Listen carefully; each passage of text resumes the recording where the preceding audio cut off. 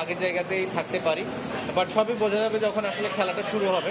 অবশ্যই ইজি হবে না আমার জন্য, বাট আমি আমার জায়গা থেকে সর্বোচ্চ চেষ্টা। আরেকজন দর্শক প্রশ্ন রেখেছিলেন বিরতির আগে যে সাকিব দেশে ফিরবেন কিনা নাকি এভাবেই চালিয়ে যাবেন। আপনার সঙ্গে কথা হচ্ছিল মনে হয় কদিন আগেই সাকিব আল হাসানের। না দেখেন, যেটা কিন্তু ক্রিকেট বোর্ড কিন্তু ক্লিয়ার করেছে যে জিনিসটা, যেহেতু সাকিব ক্রিকেট বোর্ডের কন্ট্রাক্টেড প্লেয়ার, ক্রিকেট বোর্ড কিন্তু অলওয়েজ ব্যাক করবে ওকে, বিকজ অফ ও এখনো পারফর্ম করছে, টিমে দরকার। আমরা পাকিস্তানেও দেখেছি অসাধারণ পারফর্ম করেছে, টিম উইনিং মানে ম্যাচ জেতার ক্ষেত্রে ভূমিকা পালন করছে এবং নেক্সট সিরিজও আছে। স্বাভাবিক ও গিয়েছে, কিন্তু খেলতে গিয়েছে, কিন্তু ইংল্যান্ড আমরা সবাই জানি খেলতে গিয়েছে, ওখান থেকে সরাসরি ইন্ডিয়াতে জয়েন করবে টিমের সাথে। স্বাভাবিকভাবেই সাকিবকে আমি জিজ্ঞেস করেছিলাম যে দেশ কী হবে, দেশে তো আসতে হবে এক সময়, হ্যাঁ দেশে তো আসতে হবেই, এবং আশা করি যে এই সিরিজের পরে হয়তো বা বিপিএল, সামনে বিপিএল আছে, যে কোনো সময় আসতেই হবে, আসবে আমি আশা করি। এবং এই যেটা হলো আইনগত দিকটা, তো এটা আইনগতভাবেই চলবে, এটা তো হয়তো বা এখন পর্যন্ত সাকিব তো ওর নামে একটা কেস হয়েছে, ও তার অপরাধী বা প্রুভেন অপরাধী না।